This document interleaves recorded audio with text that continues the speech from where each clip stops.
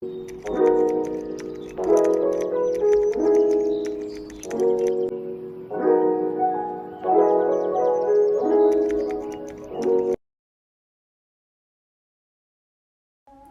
berharga merupakan surat bernilai uang yang dapat diperjualbelikan atau digunakan sebagai agunan saham atau bukti penyertaan modal. Surat berharga yang dikeluarkan terbagi menjadi dua golongan. Yang pertama, surat berharga negotiable instrument bearer paper adalah sebuah dokumen yang diterbitkan oleh penerbitnya sebagai pemenuhan suatu prestasi berupa pembayaran sejumlah uang. Berfungsi sebagai alat bayar yang di dalamnya berisikan suatu perintah untuk membayar kepada pihak-pihak yang memegang surat tersebut, baik yang diberikan surat berharga oleh penerbitnya ataupun pihak ketiga kepada siapa surat berharga tersebut telah dialihkan.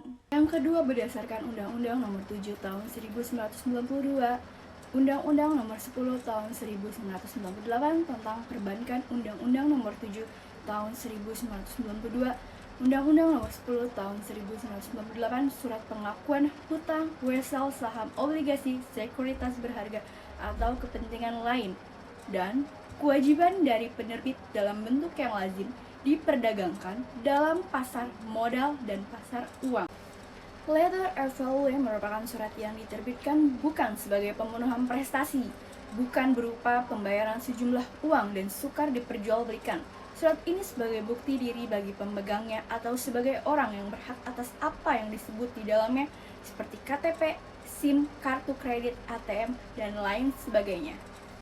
Jenis-jenis surat berharga: wesel, cek, billet, giro, surat sanggup, promise, commercial paper, konsumen, saham, obligasi, dan sertifikat Bank Indonesia.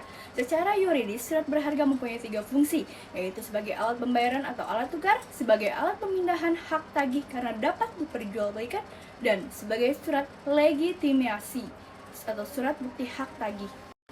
Dari segi fungsinya, ada 3 macam surat berharga, yaitu yang pertama, surat yang bersifat kebendaan, Zikran Challenge Paper, contohnya konsignment atau Bill of Lading.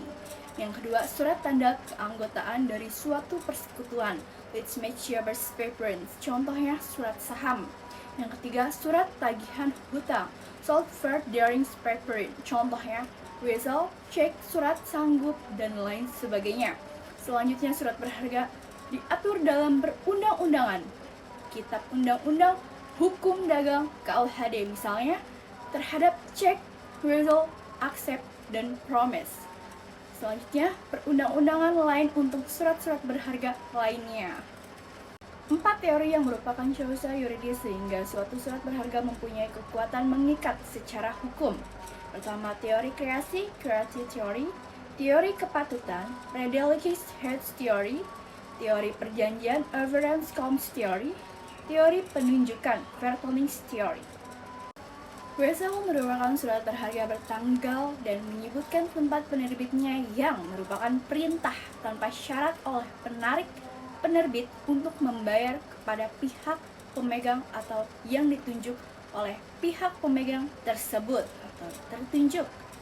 Pembayaran mana dilakukan oleh pihak pembayar tertarik. Dalam bahasa Belanda disebut dengan istilah wesel. Dalam bahasa Jerman disebut dengan istilah wesel. Dalam bahasa Prancis disebut dengan istilah letter de change. Dalam teori sistem hukum Anglo-Saxon untuk wesel ini disebut dengan istilah bill of exchange. Pihak-pihak yang terlibat dalam suatu wesel yaitu penarik, tertarik, akseptan, pemegang pertama, pengganti, dan endosan.